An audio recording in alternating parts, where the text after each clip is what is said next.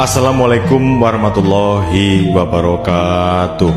Ngaturaken sugeng riyadi Idul Fitri setunggal Syawal 1457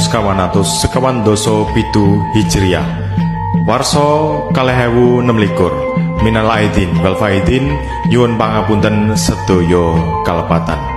Mugi Gusti Allah Subhanahu wa taala ing dinten riyadin menika tansah paring kanugrahan welas asih dumateng kula lan panjenengan sakeluarga. Mugi kula lan panjenengan dipun sepura dosa-dosanipun, ugi dipun sepura kalepatan-kelepatanipun. Mugi kula lan panjenengan ing dinten riyadin menika saged nyambung tali silaturahmi kanthi raos bungah manah ugi kebak ing katresnan. Amin ya rabbal alamin.